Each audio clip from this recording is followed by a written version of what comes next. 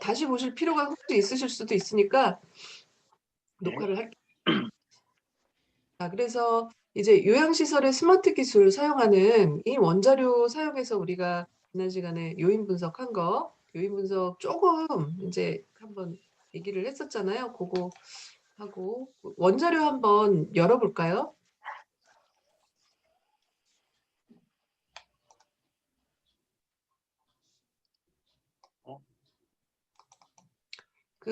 우리 요양시설에 관한 원자료 한번 열어볼게요.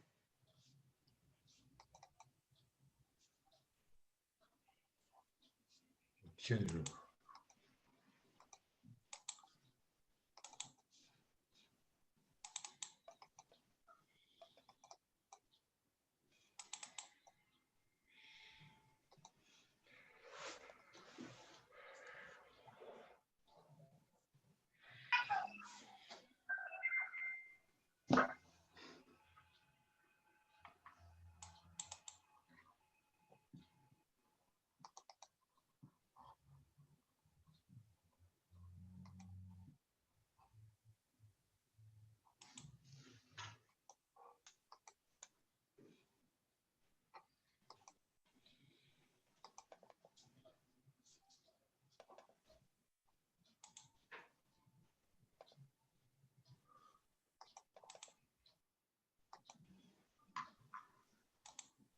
여셨어요? 네. 네, 이제 원자료 가지고 우리가 한번 해볼 건데, 이제 우리가 만들었던 그 논문들을 한번 잘 참조해서 연습을 하시면 좋을 것 같아요. 제가 이제 드렸던 이 원래 논문 있잖아요. 그거 논문을 가지고 이게 이제 실제로 여러분들이 쓰시게 되면은 아무래도 이게 제가 돌려서 쓰는 거를 보는 거하고는 또 다른 그 느낌을 받으세요. 그래서 뭐 연습이기 때문에 여러분들이 그 이제 이게 여러 가지로 공유를 해서 참 어려워요. 자, 지금 이제 화면 보이시는 거는 한글 파일 12주차, 이제 그 14주차라고 이제 변경은 했지만, 그거가 지금 보이시죠? 그래서 1번 같은 경우에는 인구사회학적 특성, 그러니까 연구 결과를 지금 처음 쓰실 때는 그 3번은 1번은 이제 서론 쓰시고, 그 다음에 2번 이론적인 배경, 아니면 선행연구 고찰이라도 쓰시고, 그다음에 3번에 연구 방법 쓰셨잖아요. 네, 꼭 그거는 거의 규칙이라고 생각하시면 돼요. 그러니까 그 예외적으로 다르게 번호가 구성되는 경우도 있지만 그냥 기본은 한 80% 정도는 이렇게 구성이 된다고 생각하시면 되고, 그러면 3번이 연구 방법이에요. 조사 방법이나 연구 방법. 자, 그러면 4번이 연구 결과거든요. 본인 거 쓰신 것 중에 번호가 잘 되어 있나 한번 보시고요. 그 다음에 이제 4번에 해당되는 게 연구 결과인데, 거기에 가장 먼저 나와야 되는 부분은 이렇게 인구사회학적인 특성이에요. 그 인구사회학적인 특성이라 하면 왜 보는 거예요, 이게 지금? 왜 보냐면 성별이랑 연령, 학력 이런 것들은 이 조사 대상자가 어떤 특성을 가졌는지를 우리가 조금 알고 싶잖아요. 그렇기 때문에 이제 요거를 쓰는 거거든요. 그래서 이거는 연구에 따라서 다른 형태로 이제 만들어질 텐데, 이게 많은 경우도 있고 이게 이제 조금일 경우도 있는데, 우리 서영식 선생님 논문에서도 서영식 선생님 논문에 이제 쓰셨잖아요, 그거를. 연구 결과 네네. 인구사회학 특성이라고 쓰셨잖아요. 그러면 여기에는 내가 이 앞부분을 읽을 때 이제 이 앞부분이라 하면 서론하고 이론적 배경이 되겠죠. 그 부분을 읽으면서 조사를 이래서 하셨구나라는 이렇게 생각의 흐름이 있잖아요. 사람이 이렇게 논문을 읽으면. 그러면은 그 흐름에 따라서 궁금함이 생겨요. 누구를 조사를 했을까라는 부분을 이제 여기에 담아줘야 돼요. 예를 들면. 그래서 선생님 쓰셨던 거는 성별, 조사 대상자라 하면 우리가 지금 다 지난번에 들었잖아요. 우리 서영치 선생님이 뭐 쓰시는지 기억 나시죠? 치매 증상 정도가 부양가족의 부양부담에 미치는 영향이라는 거잖아요. 기억나시죠? 다들? 기억이 나실까요? 네. 그러시면은 인제 어 우리가 뭐가 궁금하냐면 지난번에 왜 그 주부양자라는 게 꼭 주부양자라는 의미가 뭘까? 이제 그런 얘기했었잖아요. 부양가족이라는 거에서 주부양자라는 거를 좀 안 하신 것 같아요. 그냥 부양가족이라는 이름을 달았더라고요. 그런데 거기에서 네네. 우리가 지난번에 다 그 얘기를 했었잖아요. 인제 어디에 계신 그 분들, 그러니까 어르신들을 직접 모시고 있냐 아니면 다 시설에 있는 분들을 지금 내가 주부양자라고 생각하는 거냐라는 거에 대한 궁금함이 있었잖아요. 네. 그죠? 기억나시죠? 네네. 예. 그런 부분들에 대한 그게 해소가 여기 아직은 안 돼 있더라고요. 그러니까 그분들의 이분들이 지금 주로 모시고 있는 분들이냐 아니면 시설에 있는 분들이냐 이제 이런 것들. 때로는 그거를 좀 숨기고 싶어서 안 쓰기도 해요. 그러니까 그거를 의도적으로 안 하기도 하지만 우리가 궁금한 부분들은 고 부분인데 그게 인제 안 들어가 있는 부분이 인제 예를 들면 여기에 어떤 수정돼야 될 부분이겠죠. 서영식 선생님은 어떻게 여기 왜 그 부분은 왜 안 들어갔을까요? 거기는 저는 그 나름대로 여기 네. 인제는 그 조사 대상 및 그 표집 방법이에요.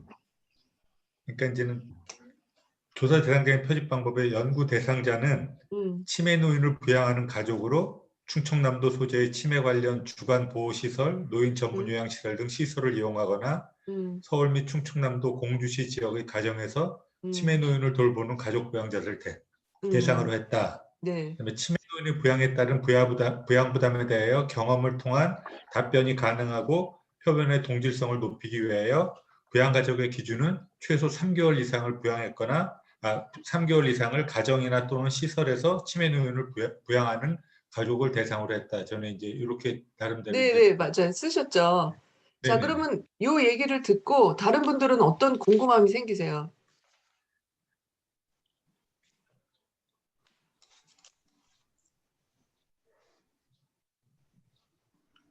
아무 궁금함도 안 생기시나요?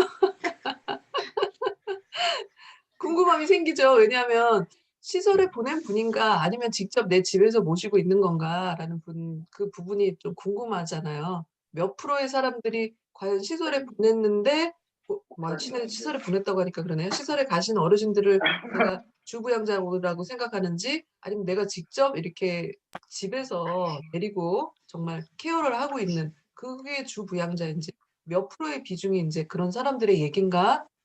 그런 게 좀 궁금하지 않으세요? 이 논문에서는? 좀 그럴 것 같아요. 그래서 여러분들이 이거는 각자 다 다르신데 자 그러면 인제 예를 들면 제가 요 논문에서는 인제 저희는 갖고 있는 지금 현재 하고 있는 요걸로 예를 들 수밖에 없으니 자 보시면은 인제 요렇게 저희가 지난번에 그 갖고 계시기도 하고 또 저희가 사용하려는 논문 요 논문이 여러분들 회귀 분석하기는 쪼끔 어려우신 그 논문이더라고요. 그래서 어 제가 회귀는 쪼금 다른 걸로 연습을 해 보려고 하는데 거기에 보면은 인제 연구 방법에 처음에 인제 쭉 썼고 어쩌고 저쩌고 뭐 쓴 다음에 연구 결과가 인제 딱 나오잖아요. 그러면 조사 대상자의 특성이라고 해서 자 이런 표가 하나가 있잖아요. 보통은 요쪽은 안 하는데 요쪽은 없는 건데 저희가 요쪽이 일반적으로 인구 사회학적인 특성이라고 부르는 부분들이잖아요. 자 요렇게. 그런데 요쪽을 붙였단 말이에요. 뭐냐 하면 제가 서영식 선생님한테 궁금했던 그 부분들 본문 안에 들어가기는 좀 그렇고 소유 기기 이 사람들 스마트 기기에 대해서 요양보호사들이 응답을 했는데 그럼 이 사람들은 과연 얼마나 쓰고 있을까? 그리고 이 지금 시설에서는 어떤 특성을 갖고 있을까라는 부분들 인구사회학적인 배경은 아니잖아요. 그런데 그래도 이 시설의 입소 노인은 어느 정도 되는 데를 인터뷰를 했을까? 그리고 요양보호사의 비율은 좀 어떤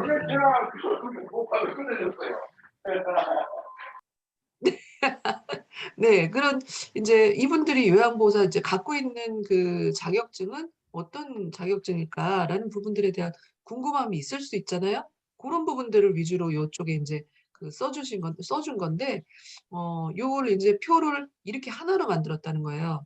그니까 이게 이제 2 개의 표를 차지하려면 이게 안 그래도 지금 보면은 페이지가 31 페이지죠. 굉장히 긴 논문이거든요. 그러면은 자리를 또 너무 많이 차지하잖아요. 그러니까 요렇게 하나의 표로 만들게 한번 하시도록 자 연습을 이제 요거 한번 통계 방법을 사용해서 표로 만드세요라고 만약에 제가 제안을 드리면 여러분들이 인제 이렇게 만드실 수가 있어야 되는 거죠. 그러니까 만드실 때 연습을 14-1 같은 경우는 제가 드린 그 표 보지 마시고 한번 만들어 보세요. 그리고 비교를 한번 해 보세요. 정답은 아니지만 그래도 배운 사람들 그러니까 그 통계 방법 배운 사람들이 그렇게 쓴 거니까 고게 인제 어떻게 보면은 좀 '포맷이다. 가이드라인이다.'라고 생각하고 그렇게 해 보시면 좋겠다라는 생각이 들었고요. 그다음에 인제 카이스티어 분석 이제 그 학력에 따른 고용 형태의 차이 그러면 자 여러분들 그 유인물 갖고 계시죠? 그 교재. 교과서 말고 교재. 교재에 보시면은 "학력에 따른 고용 형태의 차이를 분석해라."라고 하면 '학력에 따라 고용 형태가 다른가?'라는 거를 좀 알고 싶어요. 그러면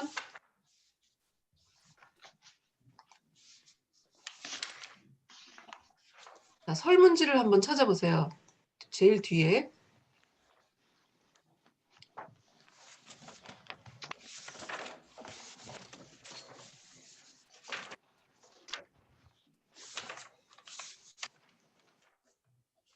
자 그러면은 학력이라는 건 나와 있죠. 자 그분들 학력. 이제는 학력에 따라 제가 인제 그 써 드린 것처럼 학력이 무엇인가 딱 보고 자 학력은 지금 어떤 변수 몇 번이에요? 찾으셨어요 페이지? 네. 네. 다 7 찾으셨으면 번. 네 7번 문항이죠. 찾으셨죠? 아직 못 찾으셨으면 얘기해 주세요. 선생님, 제가 지금 저기 찾고 있습니다. 지금 자리를 옮겨야 돼 갖고요. 지금 네. 연락처 찾고 있는 중입니다. 그냥 진행하셔도 우선은 열어 놨기 때문에 예, 네. 따라가겠습니다. 괜찮으세요? 네. 예, 따라가겠습니다. 자 그러면 인제 그 학력이라는 거는 7 번에서 하시면 되고 고용 형태 지금 보면은 5 번에 있잖아요. 자 오늘은 제가 다 여러분들 시간을 들여서 분석을 못할 것 같아서 그냥 말씀으로 드리는 거예요. 그래서 시간을 뭐 뒤로 미루든지 연습을 뭐 그 좀 몰아 가지고 중간중간 연습 시간을 드리면 그 편차가 있어 가지고 그래서 요거하고 5 번하고 그러니까 자 고용 형태는 이제 이 5 번이고 그다음에 학력은 자 요렇게이죠. 자 그러면은 일단은 그 처음에 하이스퀘어 분석을 하겠다라고 하면 뭐부터 해 봐야 될까요?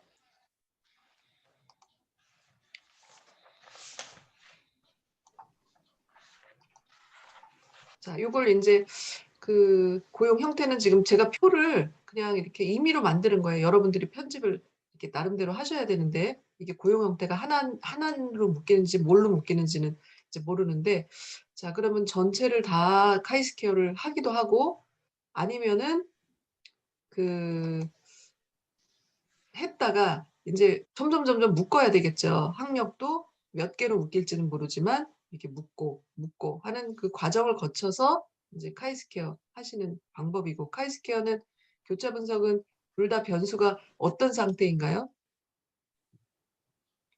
무슨 변수? 연속, 비연속.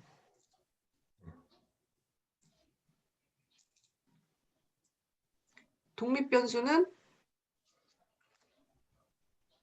범주 연관. 독립변수는 네. 학력. 네. 독립 변수는 학력이고 고용 형태가 지금 종속인데 연속, 비연속으로 종속. 따질 때 네. 범주 변수는 다시 얘기하면 비연속. 다시 원점으로 세팅되는 거예요, 우리? 머리가 지금 다시 리셋이에요? 나 진짜. 자, 그 답이 바로바로 나오셔야 돼요. 카이스키어는 독립은 비연속. 비연속, 종속은 비연속. 네, 비연속일 때 두 개 이렇게 교차되는 거잖아요. 자, 그래서 네. 이것도 범주형 변수고 이것도 범주형이기 때문에 카이스키어 할 수 있는 거죠, 이제. 그러면 학력에 따라서 우리가 고용 형태, 다시 얘기하면 정규직이냐 아니냐라는 걸 따져봤을 때 어디가 더 높은가, 고졸 이상 혹은 대졸 이상이었을 때 지금 정규직이 많은가 아닌가에 대한 분석을 할 수 있는 부분이 이제 요거고요. 자, 그리고 자, 그러면 고용 형태에 따른 이제 지금 뭐 보이세요? 교재 보이세요? 아니면은 문제 보이세요? 저기요. 문제지요. 그 고용 형태에 따른 요거 보이세요? 예. 네. 예, 네. 그거 보고 있습니다. 네, 그러면 이제 T테스트 아노바 분석도 이제 복습하는 김에 이제 저희가 하는 건데 그 앞에 위에 지금 고용 형태가 지금 둘로 묶여요. 정규직, 비정규직. 자, 그렇게 된다 그러면 정규직일 때 월평균 급여와 비정규직일 때 월평균 급여는 우리가 어떻게 다를까요? 예상해 볼 때. 다를 것 같아요. 다를 거라고 예상이 좀 들 수 그럴 것 있죠. 같아요. 그렇게 그냥 네. 상식적으로 생각해 볼 수 있는데 과연 그럴까? 라는 걸 해볼 수 있는 게 자, 그럼 월평균 급여라는 거는 지금 무슨 변수죠? 연속, 비연속. 자, 뭐로 측정이 되었는가를 봐야 되겠죠. 월평균 급여도 카테고리로 만들어졌을 수도 있잖아요. 그러니까 우리가 뭘로 만들어졌는지를 일단은 교재로 한번 보고 확인해 보세요. 그럼 아까 그 페이지 밑에 월평균 급여가 어떻게 응답이 됐냐 하면 얼마다 이렇게 나왔죠. 10,000원 단위. 자, 그럼 이거는 무슨 변수죠? 연속 변수. 네, 연속 변수죠. 자, 다 아시죠? 신희진 선생님 아시죠? 연속, 비연속이 지금도 헷갈리세요?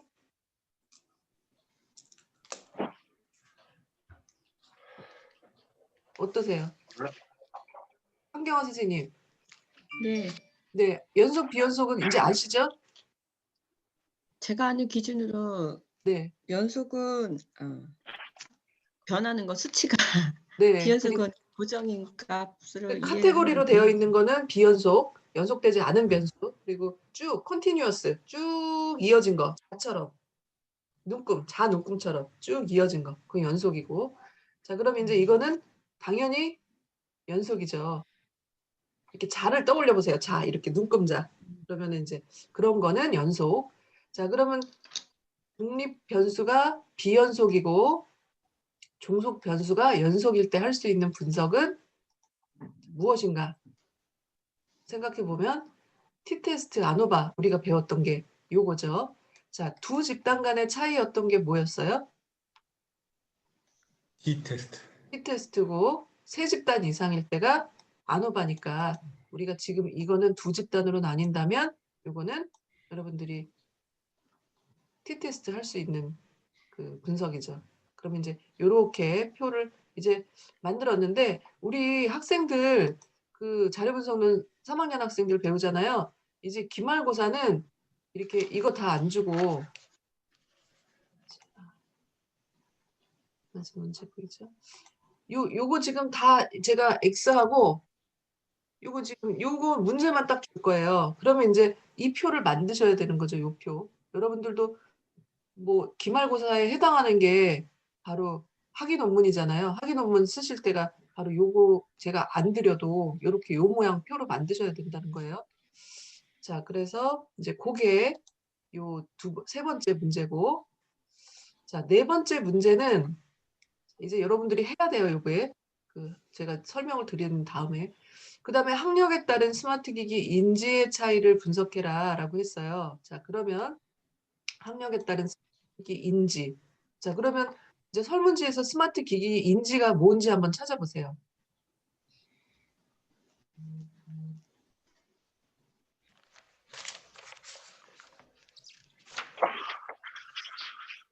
몇 페이지에 있나요? 설문지. 16페이지.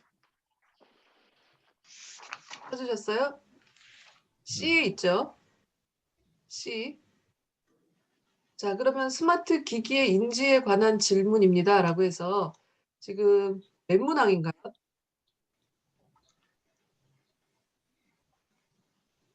15문항. 네. 보고 계세요?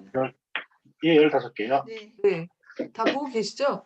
네. 15문항. 자, 그러면 15문항 각각에 대해서 지금 각각에 대해서 분석을 하라는 게 아니라 자, 그러면 이거는 다시 얘기하면은 어떤 뜻이에요? 5문항, 15문항을 각각 지금 그 이 분석을 하라는 뜻이 아니라 이 15문항, 스마트 기기 인지라는 건 이 15문항이 합해졌다라는 뜻이죠. 자, 그러면 예. 학력에 따라서 스마트 기기가 어떤 유용함이라든지 아니면 쉽다라든지 이런 것들에 대해서 인지하는 것이 다를까라고 생각을 해본다면 우리가 뭐 고졸이든 대졸이든 뭐든 이제 그 이렇게 나누겠죠. 학력을 여기에. 그러면 이제 제가 나뉜 거는 좀 집단이 세 집단 정도 나뉘는 뜻이라고 한다면은 이 분석은 아노바 분석이 좀 연습이 되겠죠. 세 집단 이상이니까. 자, 그럼 일단은 1번부터 15번까지 합해야 되겠죠. 합하는 거는 그 분석에서 그 어떤 그 변수를 먼저 스마트 기기 인지라는 거를 만들어야 되냐면 자, 여기에 지금 우리가 들어갔던 거는 딱 2개였잖아요. 변환과 분석. 딱 2개였죠. 자, 그럼 변환에서 뭐를 해야 될까요? 스마트 기기 인지를 하려면 변수 계산을 해서 네. 여기 이제 이름을 새로 만들고 통계에 썸을 하시던가 아니면은 스마트 기기 인지라는 그 항목을 여기 지금 1번부터 15번까지 다 그냥 합하든가 이렇게 예. 더하기 이렇게 더하기 단순하게 다 합하든가 이제 그 2가지 방법 중에 하나를 사용해서 스마트 기기 인지라는 어떤 한 변수를 만들어야 되겠죠? 자, 그러면 이제 그거가 합해지면 새로 나오면 우리가 아노바 분석으로 종속 분석에 평균 비교에 이론 배치 분산 분석에 합해진 변수가 종속 변수에 들어가고 그다음에 독립 변수는 학력 위에서 이제 제 카테고리화한 이거 제 카테고리화한 거 여기 이거 그대로는 안 되고 이제 제 카테고리화해서 여기 넣으면 이제 여기 사후 분석에 또 뭐 쉐페 넣고 더넷 이런 것들 넣어서 분석하는 거. 여러분들 이제 여태까지 했던 거 지금 복습하는 거예요. 리마인드 하시라고 지금 이제 네. 얘기하고 있는 거고. 그다음에 이제 막 용어가 너무 새롭거나 그러시면 안 돼요. 자, 그래서 이제 요거는 4번은 그거 요거 이제 합해서 표를 만들어야 된다는 거. 결국은 T하고 F 2개를 여기다 놔둔 거는 둘 중에 하나 T 값을 쓸 거냐, F 값을 쓸 거냐 선택해서 쓰는 거예요. 자, 때로는 표를 이 표하고 이 표하고 합해야 될 때가 있어요. 그러면 이제 여기에서는 T 값 쓰고 여기에서는 F 값 써야 되기 때문에 이렇게 2개를 다 이렇게 써 주면 T 분석할 땐 T 값이고 F 세 분석 이상이었으면은 F 값이다라고 사람들은 생각해요. 그러니까 이제 그러기 위해서 이렇게 T나 F 2개를 써놓은 거예요. 이제 표 만드실 때도 그렇게 이제 활용하시면 되고. 자, 그래서 4번까지는 여러분들이 여태까지 했던 거를 복습한 거였어요. 맞죠? 하실 수 있겠어요? 시간을 드리면? 네. 네. 한경원 선생님 어떠세요? 자신은 없지만 하는 데까지는 해봐야 될 것 같아요. 교수님. 하지만. 네. 신희진 선생님은요? 네. 하실 수 있죠? 네. 자, 적용을 한번 해보시고. 자, 그 다음에 이제 5번은 적절한 변수를 5개 이상 선택해서 상관관계 분석을 하자라고 했어요. 자, 적절한 변수라 하면 뭘까요? 그러면 상관관계라는 거는 지금 어떤 변수를 할 수 있는가에 대해서 또 머릿속에 있어야겠죠. 그죠? 독립하고 종속이 이거는 같은데 왜냐하면 이제 그냥 단순히 교차해서 그 관계를 보는 거기 때문에 자, 그러면 어떤 변수가 가능해요? 지금 4가지 수준 중에 명목, 서열, 등간, 비율 이렇게 있다 그러면 어떤 거는 가능할까요?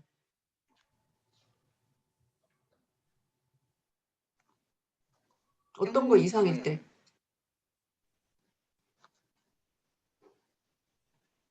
명.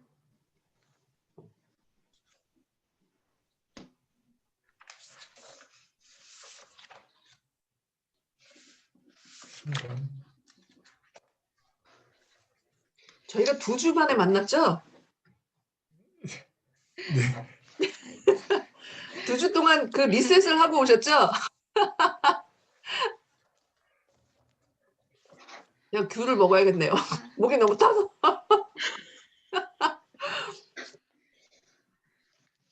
여러분, 어느 정도는 좀 암기도 필요해요.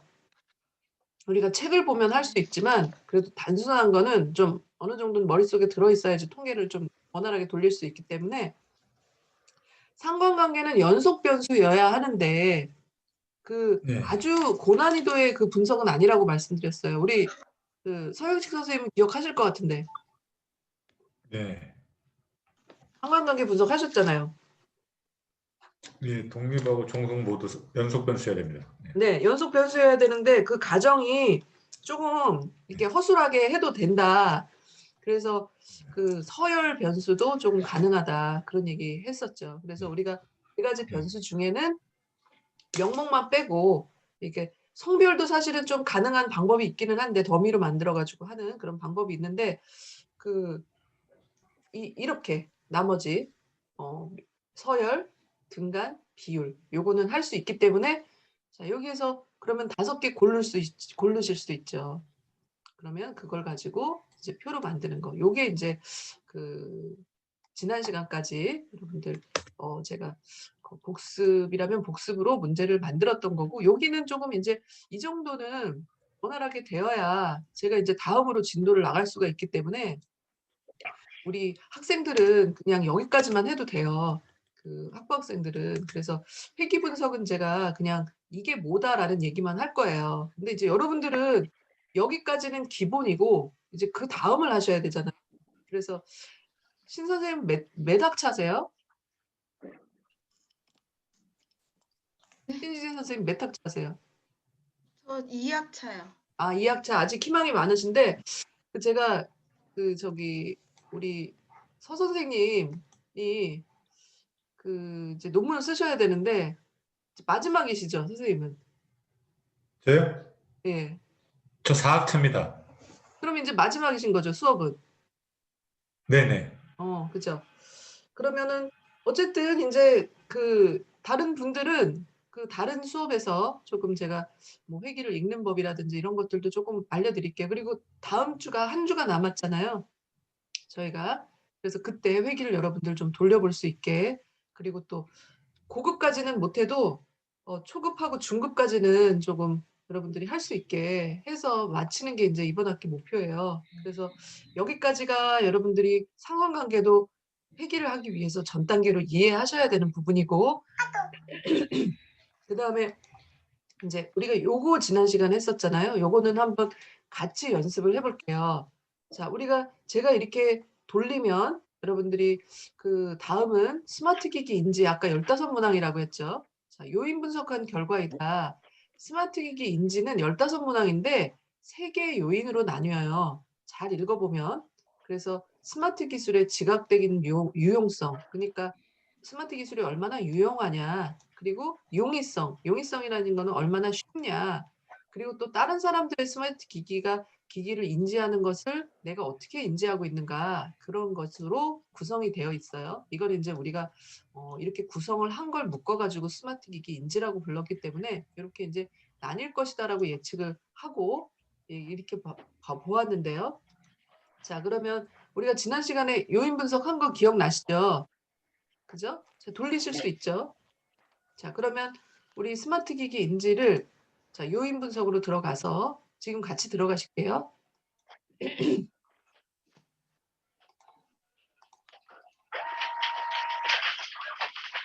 자, 분석에 들어가셔서 어딘가 차원 감소라고 했죠. 묶는 거니까 요인 분석. 자, 같이 들어가실게요. 자, 그럼 1번부터 15번까지 아주 단순해요.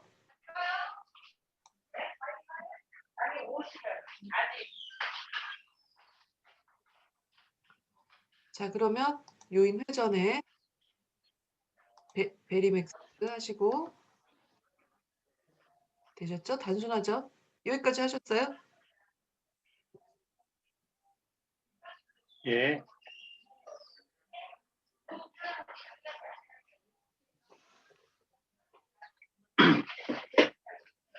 자, 안 되신 분이요. 저 되셨어요? 아직 못했어요, 교수님.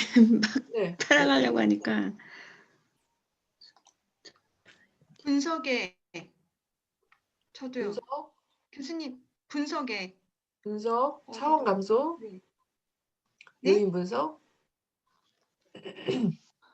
거기 들어가시면 이제 이 화면 나오고 그 다음에 1번부터 15번까지 넣고 회전 베리맥스로 지정하고 이제 반복은 25번 하기에 디폴트로 되어 있어요.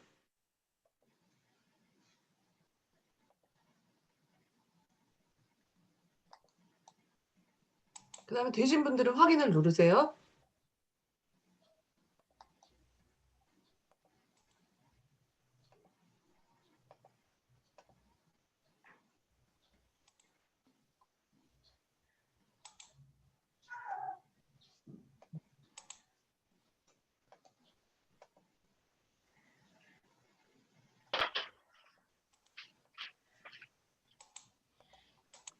자, 그러면 이제 이런 형태의 이 결과 창이 나오는데 자, 이제 처음에 이렇게 되어 있었던 것을 이렇게 회전을 하게 되죠. 점부댕렬이 이제 그 요인 부하값이라고 하는 것들이 각각 어쩌고 저쩌고 이렇게 숫자로 나오는 분들이 있죠. 그것들을 얘가 자체적으로 회전을 해서 가장 부하값을 일치되게 하는 그 값을 찾아서 비슷한 애들을 서로 찾는 거예요. 자기들끼리. 제일 비슷한 애들끼리 모이도록 자기가 계속 회전하다가 그 숫자가 비슷한 어떤 일직선을 찾게 되면 이제 그 값들끼리 서로 모이는 건데 자, 요게 이제 우리가 가장 필요한 그 값이에요. 요 표. 자, 그런데 여기에 보면 설명된 총 분산이라고 해서 1번, 2번, 3번까지만 지금 이렇게 세 가지 요인으로 묶이도록 1 이상인 그 지난번에 아이겐 밸류라는 게 있다고 했잖아요. 초기 고유값. 이게 1 이상인 것들만 서로 묶이도록 해라라고 해서 지금 요것들을 세 가지 요인으로 그러면 추출이 된 거예요. 그래서 세 가지 요인으로 추출이 됐기 때문에 여기 보면은 성분이 이제 하나, 둘, 셋, 세 개로 지금 나와 있고 자, 그러면 이제 요거를 자, 이렇게 오른쪽 클릭해서 복사를 하시고 자, 그러면 한글 창을 한번 열어보세요.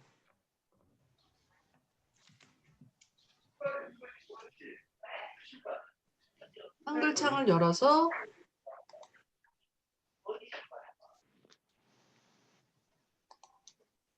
자, 그거를 그대로 붙여넣기 한 거. 예를 들면 이렇게 붙이기.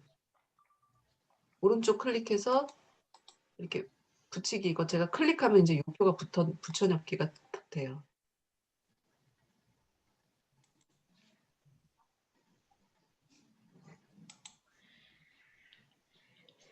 되셨죠? 네. 자, 그러면 이제 요 다음으로 넘어갈게요. 자, 그러면 지금 이 문항이라는 거는 1번부터 15번까지 있었죠. 자, 그러면 아까 이 문항이었죠. 1번부터 15번까지 요 문항이었죠. 자, 그러면 그 설문지에서 이거를 드래그해서 카피를 하세요.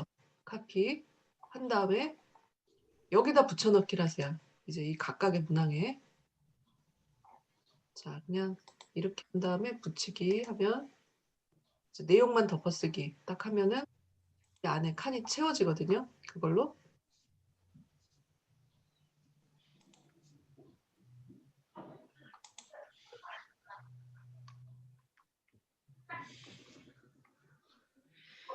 어떤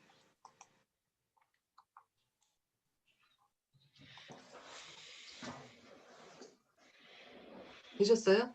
거기까지?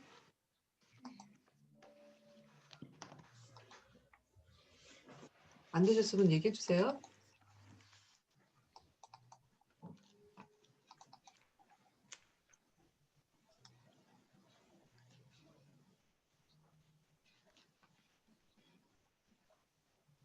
다 되신 거죠?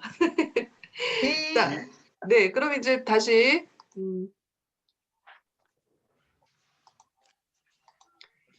자, 그럼 이제 요게 이제 요렇게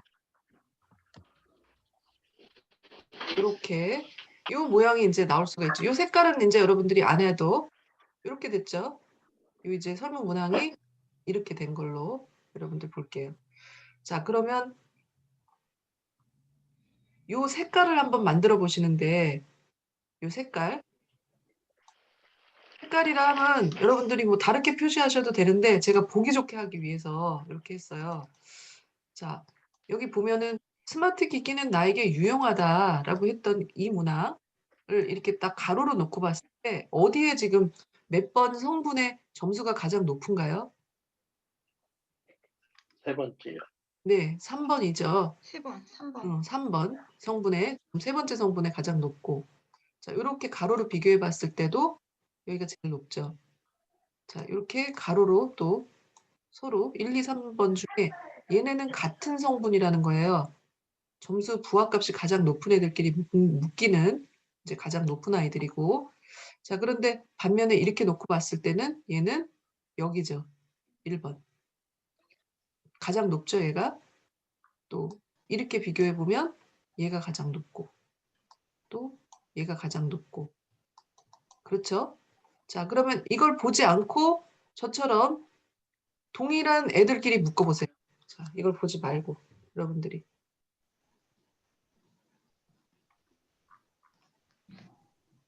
자, 이 표까지 한번 만들어 보세요. 제가 색깔 이렇게 했던 약간 반만 보여드릴게요. 자, 이렇게.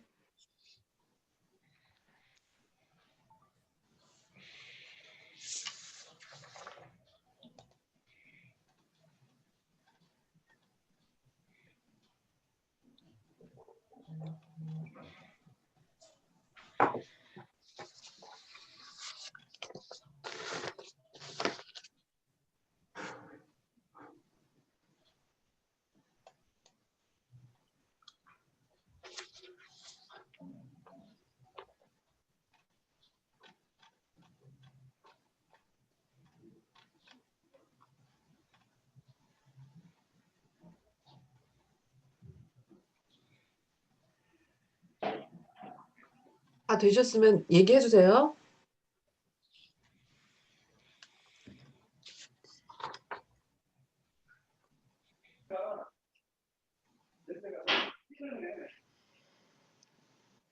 교수님, 저게 제일 애매해요. 10번이요. 네, 10번은 지금 제가 그래서 X를 해놨죠. 지금 이거 같은 경우는 이거는 정답이 없고 연구자가 이거를 하겠다, 쓰겠다라고 얘기하면 쓰는 거예요. 어디로? 여기로 제일 높으니까. 그래도 합리적인 이유는 있어야 되니까. 그런데 어디에도 지금 묶이지 못했기 때문에 나는 삭제하겠다라고 하면 이걸 삭제하는 거예요. 이 문항은. 이렇게 제가 삭제되어 있죠. 저 같은 경우에.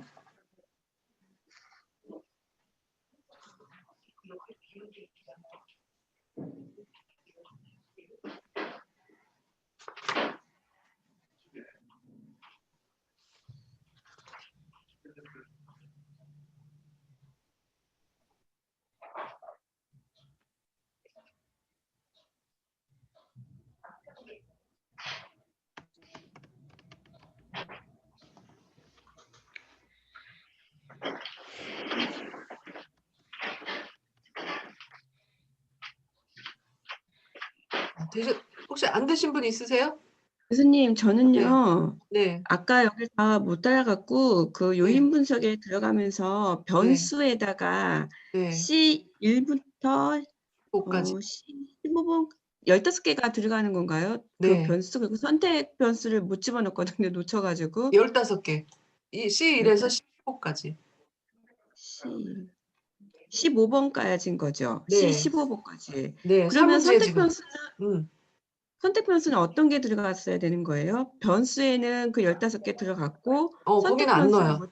우리는 지금 안 넣는 탐색적인 거예요? 요인 분석이기 때문에 거기는 필요하지 않아요.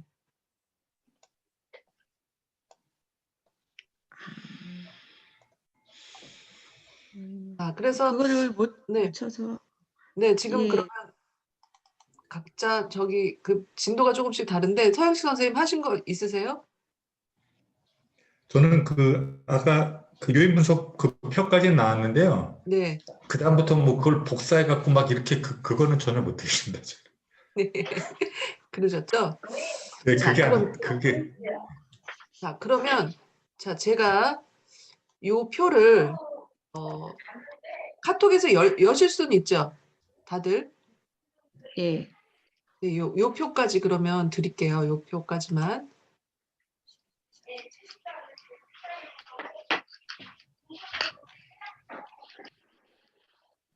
조재영 선생님 하셨어요? 예, 근데 저 14번이 애매하네요. 14번은 이제 그 삭제 제가 해서 드렸어요.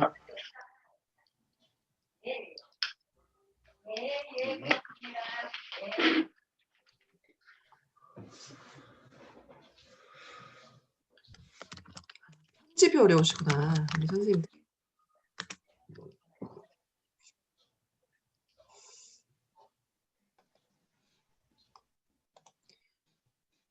자, 그래서 카톡에 제가 요 상태를 드릴 테니까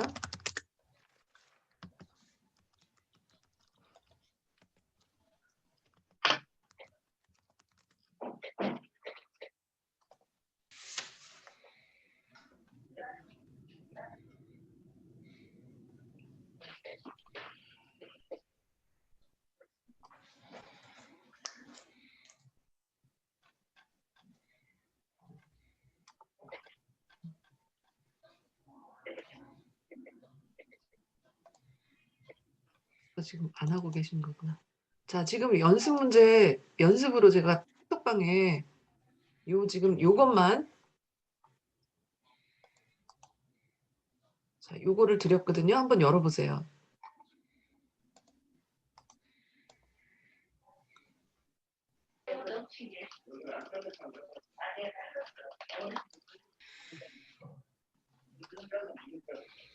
자, 이제 그 상태에서 자, 그러면 지금 이제 이렇게 그러면 여기 요 문항은 붙여놓진 않아도 요게 지금 되잖아요. 이제 그러면 요걸 이제 흩어모여를 하세요. 흩어모여. 뭐끼리 붙이냐면 얘는 얘하고 얘는 얘하고 그다음에 요렇게 지금 흩어모여를 비슷한 것끼리 붙여보세요. 얘를 이 위로 올리고 위를 이렇게 내리고 이렇게.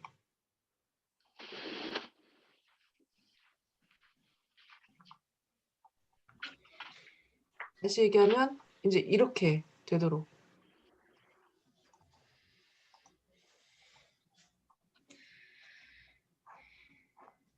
자, 요 모양대로 화면 공유를 하는 게 어떨까요? 화면 공유? 제가 네네. 뭐가 보이세요 지금? 연습 문제 아니세요? 교수님 얼굴. 제 얼굴이 보여요? 네, 제 화면 공유- 공유하시면은 교수님 컴퓨터를 볼 수 있잖아요. 제가 지금 화면 공유를 하고 있는데 저는 그럼 자료 잘 보이는데. 잠시만요. 제가 안 열었나? 여태까지 그럼 공유를 안 보셨어요? 네, 공유가 안 돼가지고 어머, 그럼 진작 얘기하시지. 지금 우리 계속 이 표를 보고 있는데 우리 화면을. 그래가지고 저도 따로 만들긴 했는데 근데 제게 안 되나? 이상하다. 잠시만요. 나갔다 다시 들어와 볼게요. 네, 그러세요.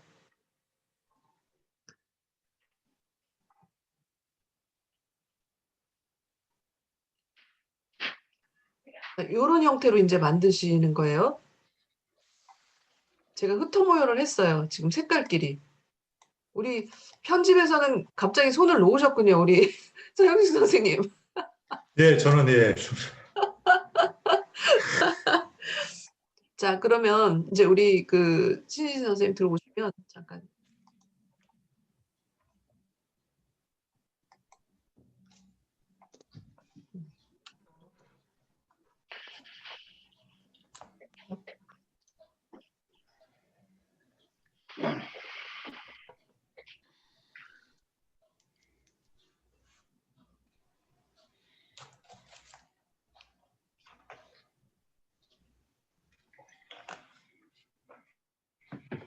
네, 들어오셨네요.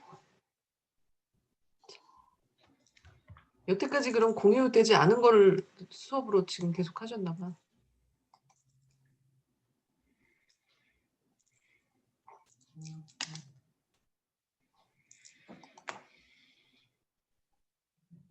선생님 들어오셨어요?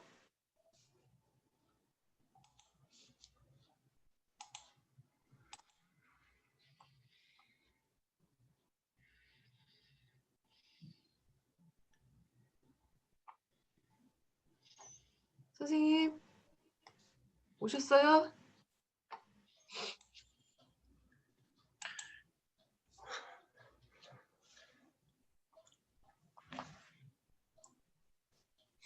어떻게 되신 걸까요?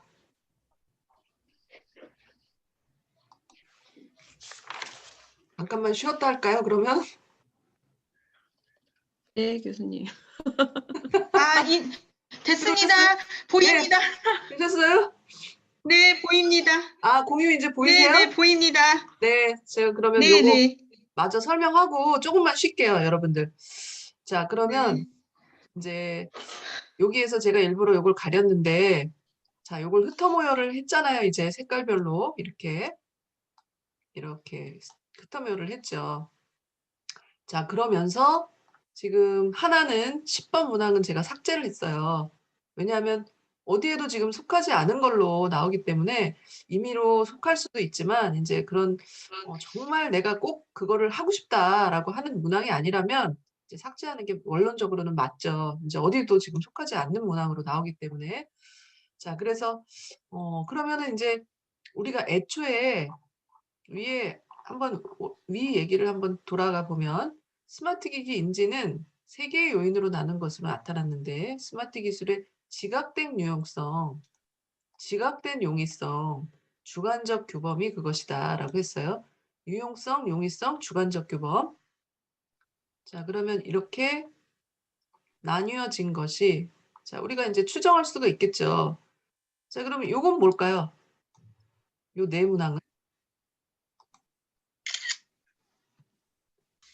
뭘까요?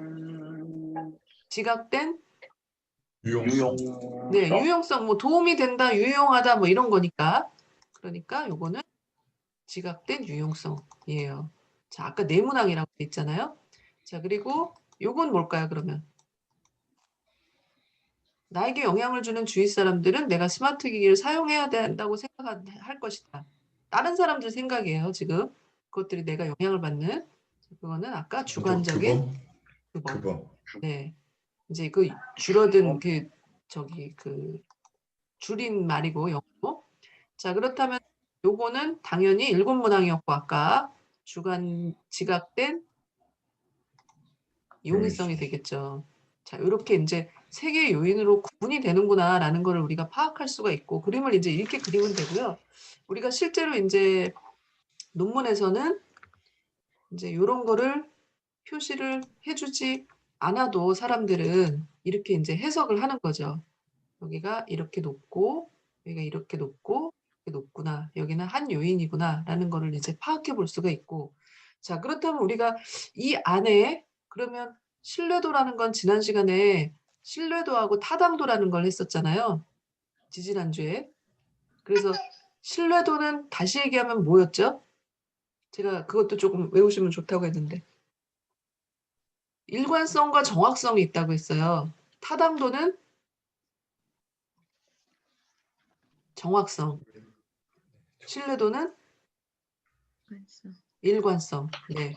자, 그러면 일관성이라 하면 얼마나 이 사람들이 일관되게 응답을 했는가에 대한 부분을 우리가 판단하는 거잖아요. 그러면 이제 요게 신뢰도는 지난 시간에 그 분석한 거 기억을 떠올려 보시면 자, 1, 2, 3, 14번 문항이에요. 1, 2, 3, 14. 그죠? 그러면 그 SPSS에서 뭘 하시면 되겠어요? 자, 어디로 들어가면 되시겠어요? 분석에 신뢰도 분석. 네. 자, 어디로 들어갈까요? 척도에 대한 얘기죠. 신뢰도 분석에 들어가시면 되죠. 그래서 아까 몇 번이라고 그랬냐면 2, 3, 14라고 했죠. 그리고 3, 14 이렇게 된다고 했죠. 자, 그러면 이제 크롬바 알파 값 구해주잖아요. 그러면 우리가 지난 시간에 항목 제거 시 척도 이런 거 좀 한번 보면 좋다고 했잖아요. 보면 결과적으로 볼 때 어떤 결과가 나왔냐라고 했을 때 항목에 대한 평균들 나왔고 총계 나왔고 크롬바 알파 값은 이제 0.838. 자, 우리가 크롬바 알파 값의 기준도 있었잖아요. 9, 8, 7, 6 이렇게 0.9 이상이면 아주 좋죠. 자, 그리고 자, 항목이 제거된 경우의 척도라고 해서 자, 여기 보면은 요거보다 제거했을 때 제일 높은 값이 하나 있죠. 몇 번이었어요? 요 838보다 제거하면 더 좋은 이 네 가지 문항 중에 제거했을 때 좀 더 알파 값이 높아지는 거. 예, 14번이잖아요. 요거. 이 문항 빼면 이 크롬바 알파 값이 얼마가 되는 거냐면 0.856이 되는 거예요. 제거할 수도 있죠. 제거 안 할 수도 있어요. 왜냐하면 838도 충분히 높은 값이기 때문에 이 문항이 이거보다 높아진다고 해서 이 문항을 뺄 것인가는 이제 연구자가 판단하는 거예요. 그래서 지금 문항도 4개밖에 안 되는데 또 이걸 빼는 거 싫다라고 해서 그냥 사용한 거죠. 우리는 4개라고 해서 요거를 보고 하면 이제 아까 여러분들이 나왔던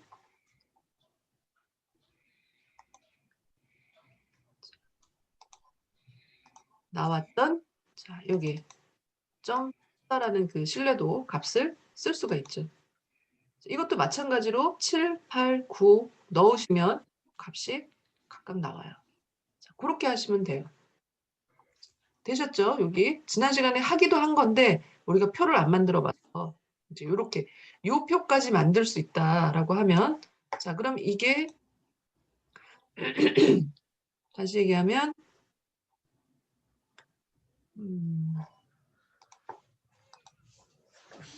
이게 우리가 자, 요 표가 결국은 앞에 이제 이렇게 우리가 지난번에는 요걸 가지고 연습을 했었잖아요. 저 기억나시죠? 네. 자, 지난번엔 요 표였고 그걸 그대로 이제 또 다르게 제가 응용을 한번 해봤어요. 그럼 이렇게 이 표를 만드시면 되는 거예요. 요인 분석 이제 이렇게 하실 수 있죠. 문항이 이제 굉장히 많다라고 했을 땐 그 안에는 분명히 요인이 들어있기 때문에 선생님도 우리 서영식 선생님도 문항이 많은 것들이 있잖아요. 그것들은 이렇게 요인 분석해서 그 안에 내적인 거를 합해서 얘네들 자체를 보는 것도 또 의미가 있는 거예요. 그래서 이렇게 하시는 것까지가 지난 시간 조금 예술 문제였다고 생각하시면 돼요. 자, 그러면 지금 이제 10시 44분인데 우리가 11시 반까지만 연습을 해볼게요. 4개 중에 제일 자신 없는 거 한번 연습을 해보세요. 제일 마지막 거 시간 걸리는 거 말고 조금 제 생각에 몇 번을 하시면 제일 좋겠냐면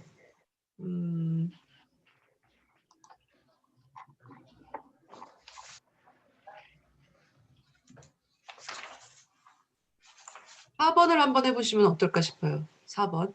그리고 시간이 되시면 3번 그다음에 1번 이렇게 순으로 1번하고 그러니까 4번 하고 그다음 순서는 앞으로 이렇게 거슬러 가시게 그렇게 한번 몇 개나 되시는지 한번 해 보시면서 안 되시는 거 좀 질문하시면 어떨까 싶네요. 자, 그러면 잠깐만 5분만 있다가 또 다시 시작할게요. 뭐 물이라도 좀 마시고 가요. 저만 떠들었지만.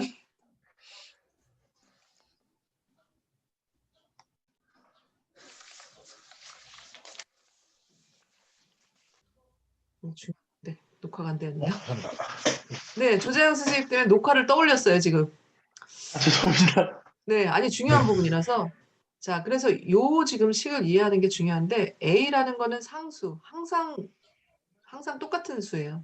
그리고 EX. 여러분들 Y는 EX 뭐 이런 그런 수식 고등학교 때 배우셨잖아요. 그런 것처럼 자, 이거는 기울기인데 기울기라 하면 바로 요렇게 기울어지는 기울기예요. 자, 그리고 상수는 항상 일정한 수. 요거. 여기는 어디라도 바로 여기부터 시작을 하기 때문에 여기 그거는 우리가 관심이 없어요. 최저생계비 얼마? 그거는 고정된 수죠. 자, 그러면 하나 변할 때 소득 하나 늘 때 지출은 얼마 늘 것인가? 하나 늘 때 얼마 늘 것인가? 이게 기울기거든요. 자, 그럼 이 기울기를 찾는 건데 자, 우리가 그렇게 본다면은 자, 그런데 이게 우리가 지출을 하는 거는 지출 꼭 소득에 의해서만 움직이냐 하면 소득 말고도 다른 거에 영향을 받을 수가 있죠. 소득에 꼭 일치하진 않죠. 다른 변수들도 있죠. 설명되지 않는 그런 이 독립 변수가 설명하지 못하는 나머지 이거를 이제 오차라고 불러요. 자, 그래서 다시 얘기하면 자, 우리가 이제 결국은 월소득을 가지고 했는데 Y는 종속 변수, A는 상수라고 말씀드렸고 B는 기울기, 이 기울기를 찾는 거예요. 이 일치하는 하나의 선, 그러니까 통과하는 하나의 선을 찾는 건데 그거를 어떻게 찾을 것인가 방법이 문제인 거잖아요. 자, 그러면 여기에 요 예측선이라는 것을 어떻게 찾았냐면 실제 관찰값들이 쭉 있었어요. 이제 지출이라는 관찰값들이 쭉 있었어요. 그런데 우리가 이 한 선을 만들어서 실제로 실제 값은 아니지만 이 일치되는 이 선하고 가장 가까운 선 이렇게 값을 요 값에서 요 선, 요 값에서 요 선 이렇게 뺀 값들 이 값들을 가지고 우리가 이걸 이제 다시 얘기하면 오차라고 부르는데요. 우리가 아까 그 얘기를 했잖아요. 독립변수는 설명된 오차라고 했고 오차는 설명되지 않은 오차라고 했어요. 자, 설명된 오차라 하면 다시 얘기하면 이 실제 값이 이 선에 위에 있는 이 수치는 아니지만 요만큼의 갭이 있었잖아요. 차이가 있었죠. 오차가 있었죠. 그렇지만 요 선을 얘기를 함으로 인해서 우리는 어떤 장점이 있었냐면 x가 이 선이었을 때 y는 이 값이라는 것을 예상할 수가 있게 되겠죠. 자, 그렇기 때문에 요 선을 찾는 거예요, 우리는. 그러려면은 이 지금 종속 변수와 독립 변수 간의 관계는 어떤 모양을 그려야 되는가라고 했을 때는 자, 우리가 독립 변수와 종속 변수가 어떨 때 이 선을 하나 그었을 때 가장 예측된 값의 거리가 제일 짧을까요? 1, 2, 3, 4. 1번.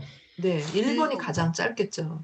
자, 우리가 선 하나를 그었는데 그 점하고 완전하게 일치되진 않지만 그 선에서 그 실제 값하고의 거리를 뺀다면 이 값이 제일 작겠죠. 여기 같은 경우에 선을 하나 그었는데 이런 거 같은 경우는 선이 너무 길잖아요.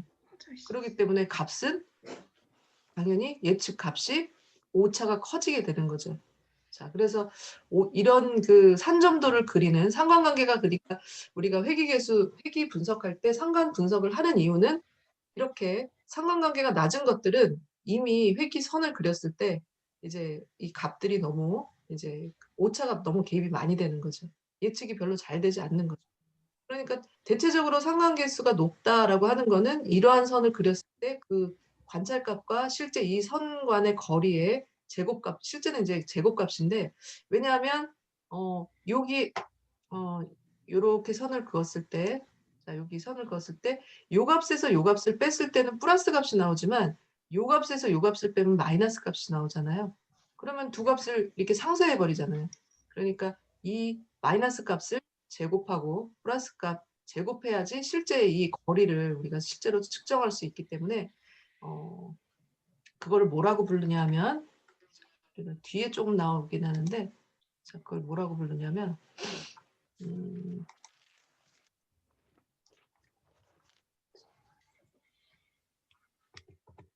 네, 여기 요렇게 불러요. 최소 오디너리 리스트 스퀘어. 스퀘어를 하는데 최소한의 값을 찾아서 그것에 제곱을 해야지. 우리가 이제 그 선을 찾으려면 어떤 방법으로 할 것인가 또 통계학자들이 연구를 많이 하지 않았겠어요. 근데 최소 자승법이라는, 그러니까 그 실제 값하고 그 선 위에 위치하는 선 빼서 제곱하는 거, 그게 그래도 가장 오차를 줄일 수 있는 그 최적의 최선 직선식을 찾을 수 있는 방법이다라고 해서 최소 자승법이라는 방법을 가장 많이 사용을 해요. 그래서 이제 자, 우리가 이제 여기에서 회귀 분석을 잘 이해하기 위해서는 세 가지 개념, 총속 변수. 자, 총속 변수가 일단은 뭐여야 되냐면 이런 정규 분포를 띄어야 돼요.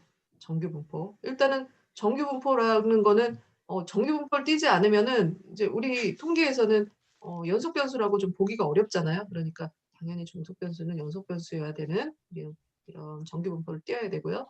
그 다음에 독립 변수는 오차라고 말씀드렸죠. 왜 오차냐면 딱 그 회기식 위에 있는 그 점수라고 볼 수는 없잖아요. 그렇기 때문에 약간의 차이는 있지만 그 차이를 제곱한 결국은 그것들을 다 합한 거, 그것들을 통해서 우리가 예측을 하는 거기 때문에 독립 변수랑 딱 똑같은 말은 아니지만, 그러니까 똑같은 값은 아니지만 그걸 통해서 우리 이 회기 선을 찾는 거죠. 그러니까 설명된 오차 그리고 설명되지 않은 오차 이렇게 구성이 되는 거예요.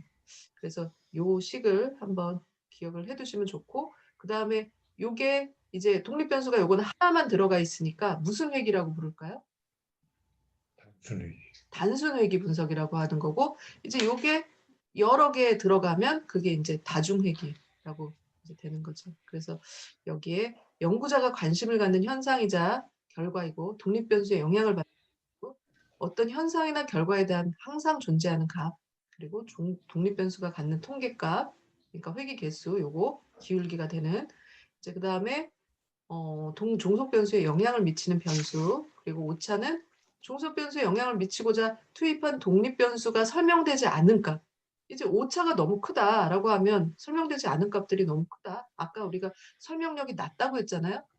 그 아까 우리가 봤었던 그 요표에서 이렇게 설명력이 낮은 거는 이걸로 설명되지 않은 오차가 너무 많다라고 하면 그거는 의미 있다라고 좀 보기가 어려운 거죠. 자, 그래서 그런 값들 오차로 구분이 된다는 거. 그래서 이런 개념들이 기본적인 그 가정이라는 거고요.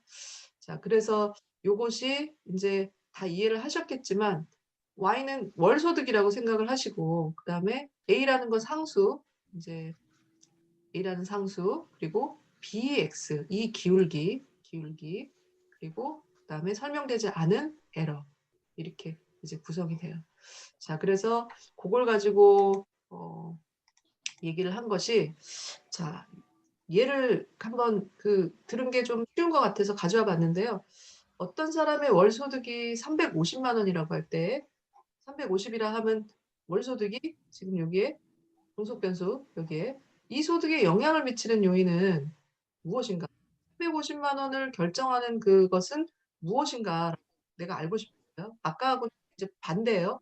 소득이 지출에 영향을 미쳤지만 무엇이 나의 350만 원이라는 그 소득을 결정을 하는가라는 부분에는 대체적으로는 뭐가 영향을 미칠까요? 우리나라 상황에서는 연령, 경력, 성별, 학력 이런 것들이 대체적으로 미친다고 봐야 되겠죠. 자, 그러면 그런 것들이 이제 이 안에 여기에 이제 들어가는 거고, 자, 상수라고 하는 거는 어떤 노동자가 한 달 월급은 최저임금 기준을 준수하여 지급한다고 하면 8시간 20일 근무했을 때 최저임금을 월급으로 받기 때문에 수식이 이제 이렇게 됐어요. 상수라는 것이 아까 최저임금이 요 가격 120만 4,800원이라고 하고, 자, 그럼 우리는 이제 요거만 이제 알면 되겠죠. 이것이 결정되기 때문에. 자, 그러면 그 차액의 229만 5,200원. 요거를 이제 설명하면 되겠죠.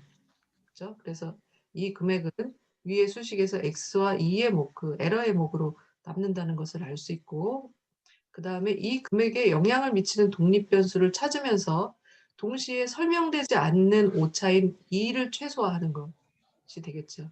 그래서 예를 들면 50만 원만큼의 어떤 변수가 영향을 미친다라고 판단이 되었다면, 자, 그러면 요게 지금 50만 원이라고 50만 원이 된 거죠. 그러면 이 나머지가 에러가 되는 거죠. 179만 5천 원. 네, 5,200원. 이게 이제 해석되지 않은 오차인 거죠. 자, 그러면 어떤 한 변수를 설명했을 때 그것이 나머지 변수가 이렇게 너무 많다라고 하면 어떠세요? 그 한 변수가 잘 설명하고 있다라고 보기는 어려운 거죠. 그죠? 그래서 이렇게 이제 구성이 되는 거죠. 그래서 120만 뭐 4,800원 하고 50만 원이 설명했어요. 이것을. 그런데 이제 이 나머지가 이만큼의 지금 요만큼의 숫자가 된다면 이 하나를 가지고는 우리가 설명할 수 있는 부분들이 조금 적다라고 하면 그러면 어떻게 해야 될까요? 그러면 이제 다른 변수들을 더 투입을 해야 되겠죠. 그러면 이제 이것들이 점점 낮춰지고 그것들이 받아들여질 만한 수준이 될 때까지 어떤 다른 변수들을 투입을 하겠죠. 그래서 우리가 50만 원이라는 것이 학력이었다면 이제 연령도 한번 투입을 해보고, 그 다음에 우리나라에서는 또 성별에 따라서도 또 소득이 많이 영향을 미치잖아요. 뭐 그런 것도 한번 투입을 해보고, 우리가 예측할 수 있는, 여러분들이 이제 상식적으로 생각하셨던 그런 부분들이 다 투입이 된다면 이 에러는 점점 낮아지겠죠. 그래서 우리는 최대한 이 투입된 변수들을 많이 설명하면서, 그러니까 설명력을 높이면서 이 에러를 낮춰야지.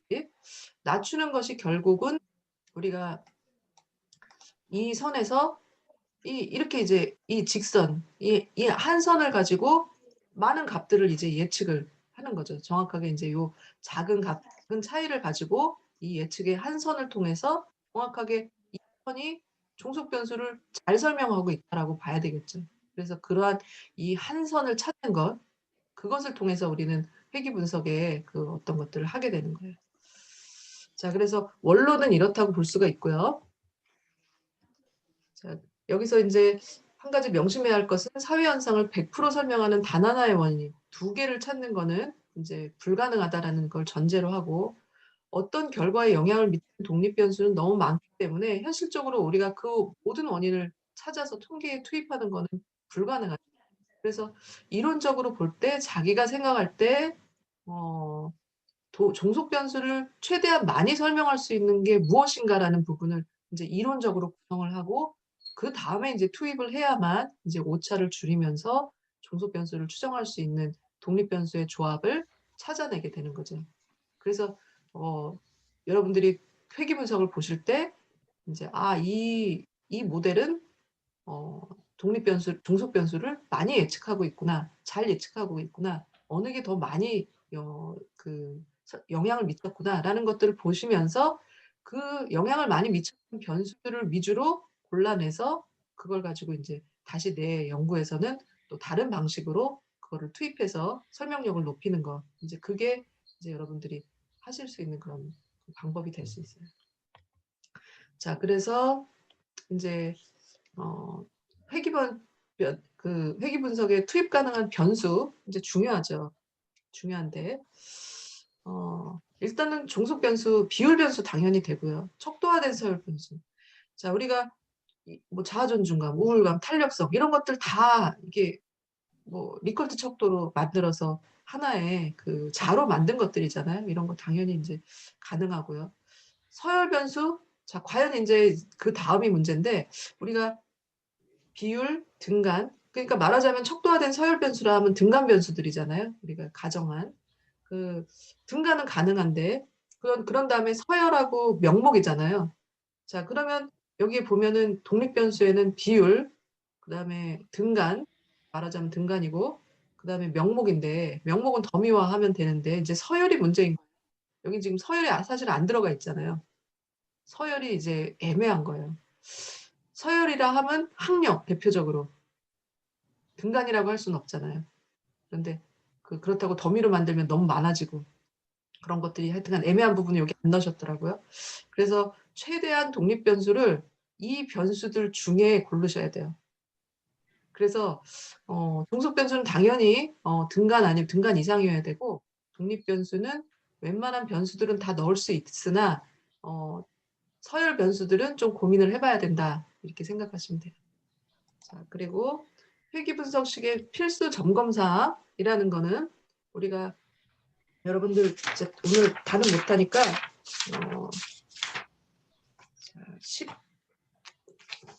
164페이지 한번 보시면, 162페이지 먼저 볼게요. 162페이지에 보면 다른 거하고 다르게 지금 굉장히 뭔가 설명들이 많은 거를 좀 볼 수 있죠. 162, 163, 다중공선성, 그 다음에 R 제곱, 그 다음에 뭐 동시 입력, 단기 입력, 이제 그런 것들이 많은데 중요한 거 제일 뒤에 써놓으셨더라고요. 164페이지에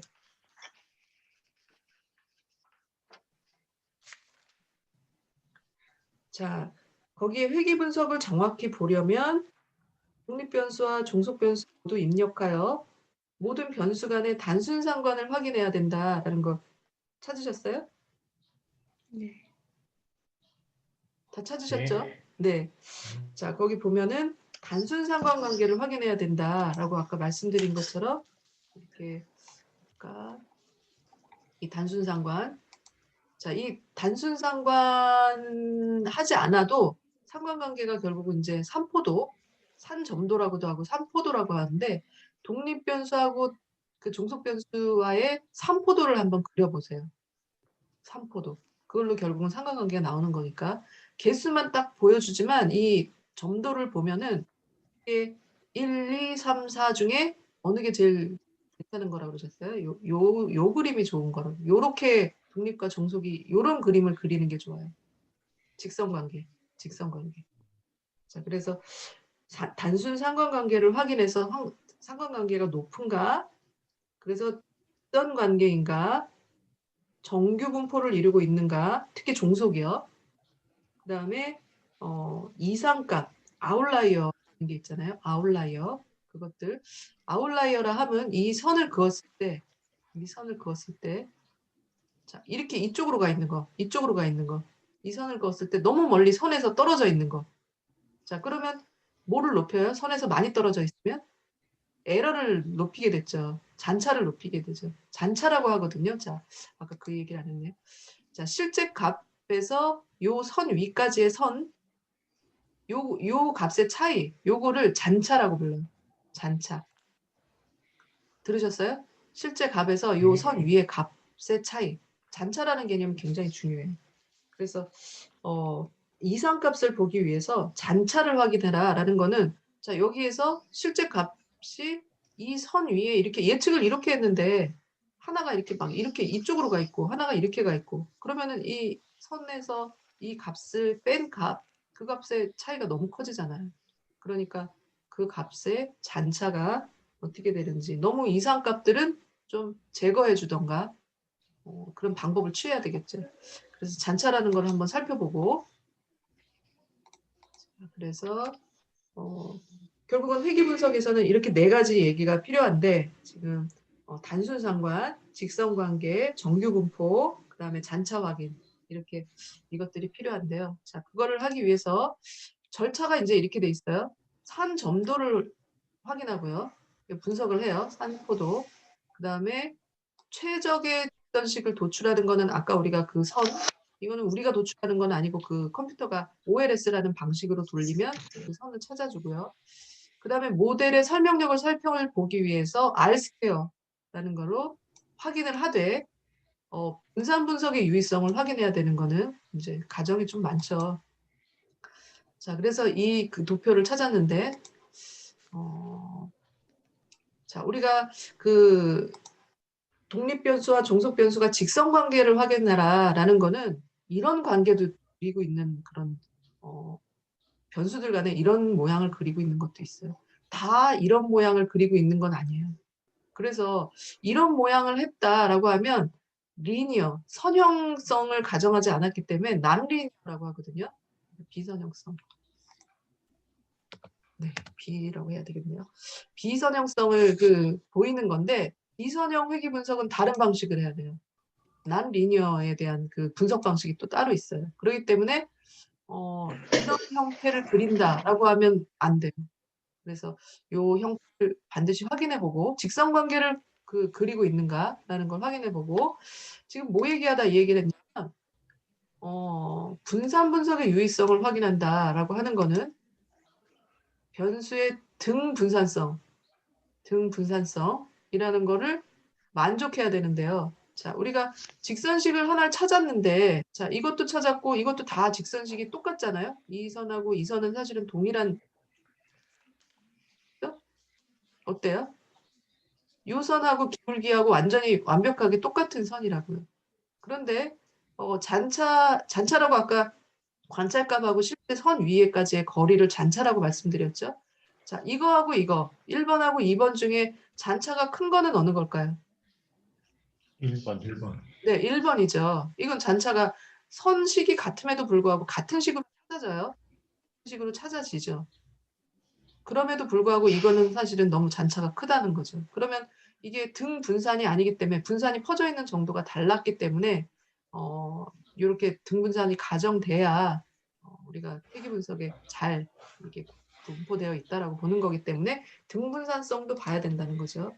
자, 그래서 모형의 적합성을 확인하기 위해서 분산의 유의고 결국 그 다음에는 각 변수의 영향력을 통해서 회귀 분석의 회귀 개수를 확인하는 이런 순서를 갖는다는 거죠. 자, 여기까지만 하는 게 좋을 것 같아요.